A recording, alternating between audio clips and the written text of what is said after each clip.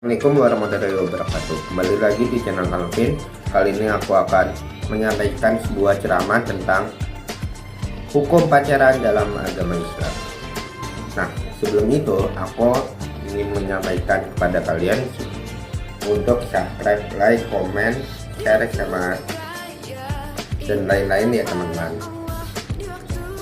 Hukum pacaran dalam agama Islam. Hukum pacaran dalam Islam itu pada dasarnya menjelaskan bahwa umat Islam tidak diperbolehkan memiliki kekasih kecuali ikatan pernikahan.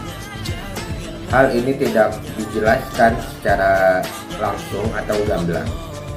Namun pernyataan tersebut dapat dilihat dari sejumlah dalil, diantaranya, dan janganlah kamu mendekati zina. Sesungguhnya zina itu adalah suatu perbuatan yang keji dan suatu jalan yang buruk. Janganlah salah seorang dari kalian berdua-duaan dengan wanita, karena setan itu akan menjadi ketiganya.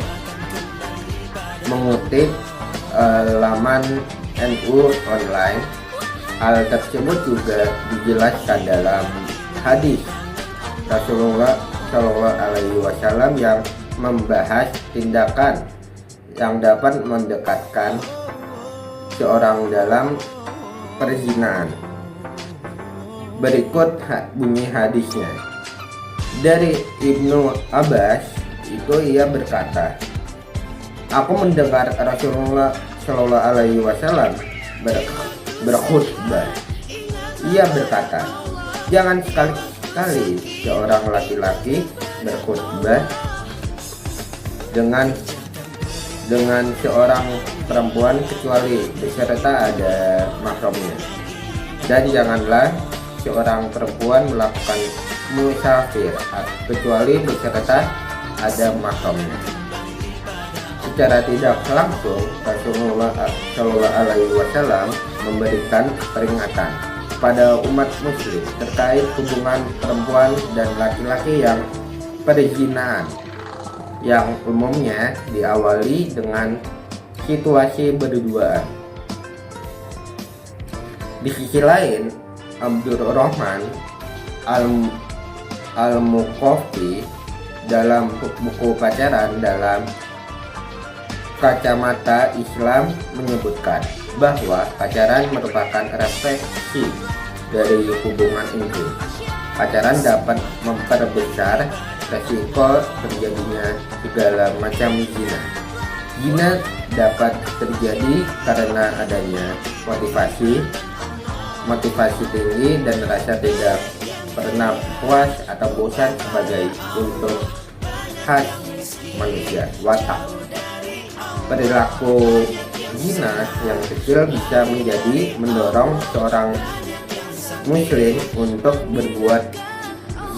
berbuat sesuatu dalam zina ya teman-teman, yang lebih besar.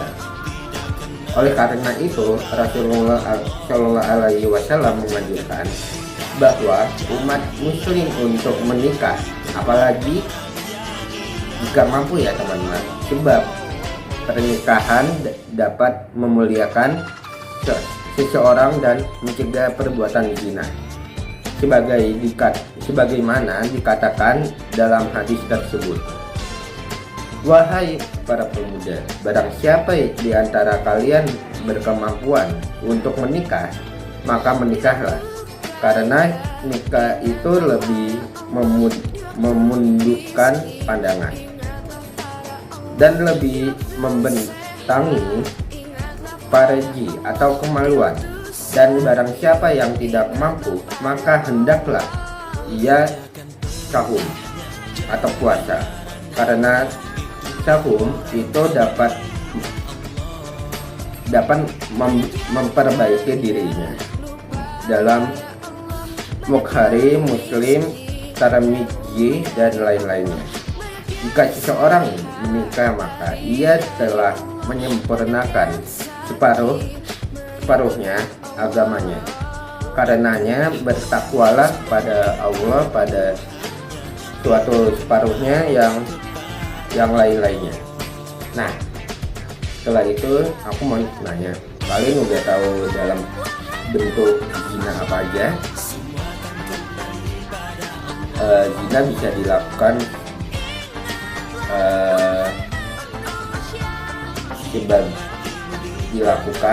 dalam mata, lisan, tangan, dan lain-lain ya teman-teman. Terima kasih. Zina itu bisa dilakukan secara lisan maupun ketikan atau lain-lain, atau perbuatan ya teman-teman, sesuai perbuatan yang kita buat. Terima kasih. Kalian yang ingin melakukan atau menyempelkan perintah-perintah Allah, kalian boleh, tapi kalian ingat ya, harus ingat di akhirat nanti pas kita mati itu semua bakal ditanya oleh Allah yang akan menjawab semuanya. Semua pertanyaan itu ada tangan, kaki, dan lain-lain. Karena kenapa? Karena mulut itu dikunci oleh Allah yang akan jadi saksi tangan sama kaki ya teman-teman. Selain itu, orang tua juga tetap masuk ya teman-teman. Jika orang tuanya memperbolehkan anaknya untuk melakukan zina atau pacaran, maka otomatis orang tua juga akan terlibat masuk ke dalam neraka. Oh ya teman-teman, untuk kalian yang tidak ingin melakukan zina atau pacaran, kalian segera taubat ya teman-teman, atau meminta ampun kepada Allah, atau juga bisa mengucapkan istighfar sebanyak-banyaknya.